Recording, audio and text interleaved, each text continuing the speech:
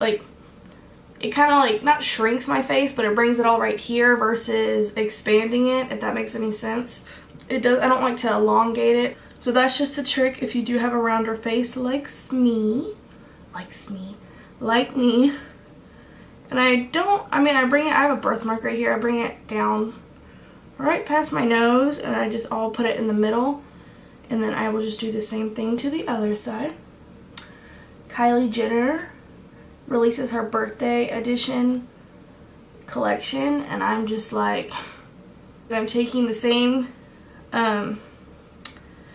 color or the same concealer, and I'm just putting it down the center of my nose so it just brings light, because you want to distribute your light evenly. So you want to bring it down there, and then you want to bring it in just like a little shape up here. It doesn't really matter what shape. A lot of people just do like a flower or some shit. Just as long as you put concealer up here, right here in the center between your brows, and bring it out a little bit, you'll be good.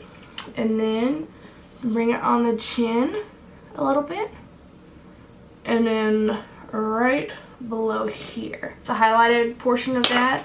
And then I'm going to take this NYX concealer and I'm just going to start dotting it on my face right here. I don't like to put too much because it can get really heavy really fast. I wipe some of it off like this, and then what I do is I just go in, and you want to find, like you probably already heard, you want to find the hollow of your cheek, which I find to be right about in here, like where your top of your ear is. And then I'm not going to drag it too far down because I find that can get really muddy. So I just start to dot, and I kind of make like this little bitty triangle like that. Same thing to the other side. I'm going to dot it up. Liquids, even though it looks better in the end, it tends to it takes a lot of blending. Let me tell you people, it takes a lot of blending to where it doesn't get patchy. And then I'm going to put some right here on the temples, and I'm going to kind of put some down here, because a lot of people, they won't always put it here, but with the round face, the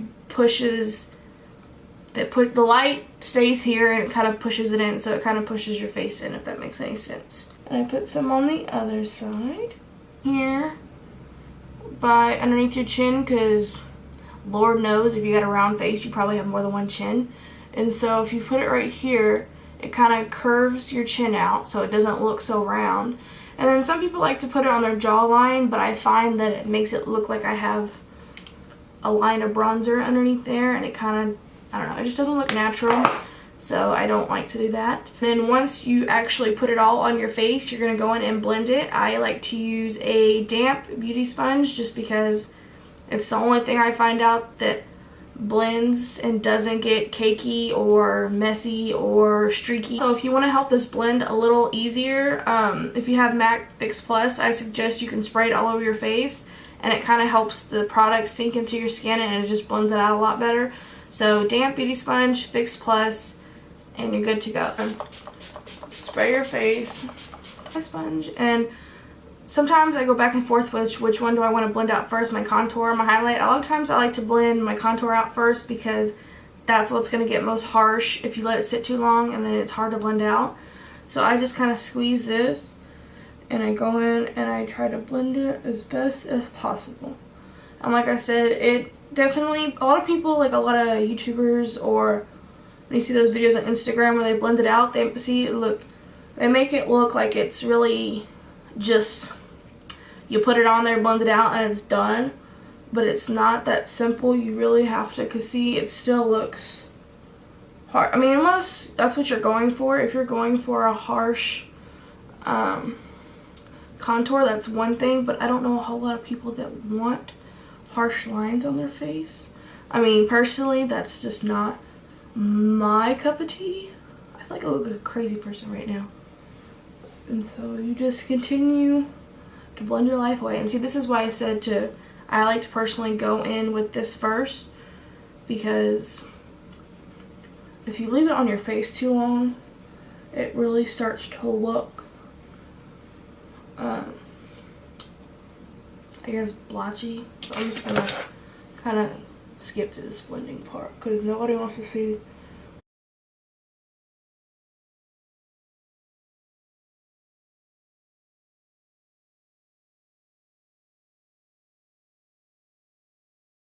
And when you start thinking it's gonna look money, just don't give up on yourself.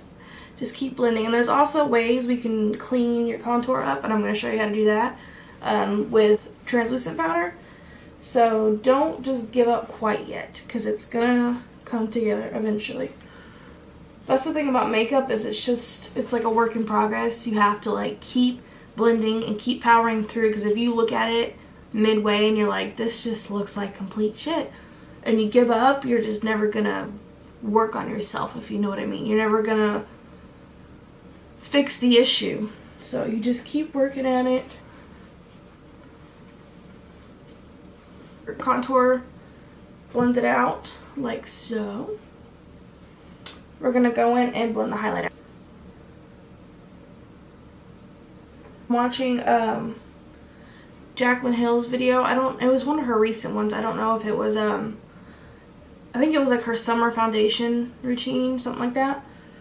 And she talked about when you're blending. There we go, get up close and personal. Anyways, so she was saying that don't just press like this and continue going like that, going back and forth motions. So that will help it not crease. And a lot of people, they like to bring the highlight up on their nose to give it, like, I guess, to contour their nose and make it look slimmer. So I mean, if you're into that, you can do that. Is this too close and personal? You just let me know. Gosh, sometimes when you don't film a video in a long time, you don't feel like yourself. Like, you feel like when you get on camera, you're just like, you know, like shy, and like you don't know what to say and you're out of breath, like how I've been. But I need to get back into it and stop procrastinating. But the thing is with me, if you know me well, I don't like to film in front of other people or when people are in the house. And I moved back home with my parents, so whatever you have left on your sponge, if you want, you can just go under here where your contour is and just kind of pat it underneath, and it helps clean it up a little bit. Just go around the edges. And I'm going to blend up here a little more because it looks a little patchy. And like I said, I'll admit, cream, contour, and highlight, it looks a lot better. Like, it makes your makeup look a lot more flawless. But it just takes more time and blending to do versus just throwing on a bronzer and some highlight, you know what I'm saying? So you blend that out. It out like so. You're going to take any translucent powder you have. I used to use the Laura Mercier translucent powder, but that was hella expensive. So yeah, I still have a little bit left, and I'm like holding on to that little bit because $40 for a translucent powder, it's just not what's up. Patrick Starr's recommendation, I found the Coty Airspun powder, which I have powder in the cap, so I'm just kind of showing you like this, which you've probably already heard of. I could never find it anywhere like locally, like Walmart and all that. I couldn't find it. So one day when we went on spring break in Florida, we went to Walmart and they had like a whole shit ton of them, and I was like, fuck yeah, I'm gonna get some in Texas. So I was like, let me get 2 of those, and I'm still on my first one, and I use it a bunch, so if that says anything. So what you're going to do is I just put a bunch of powder in the cap, like so. Like, literally, you just toss a whole shit ton in there. Like, you can never have too much powder. Right, because that takes a little time, I go back in, because I have, like, really creasy eyes. I go back in, and I blend it out one more time before I put the powder on, because if you let it crease and then you put powder on it, it's just going to look really bad. So you'll dip your damp beauty sponge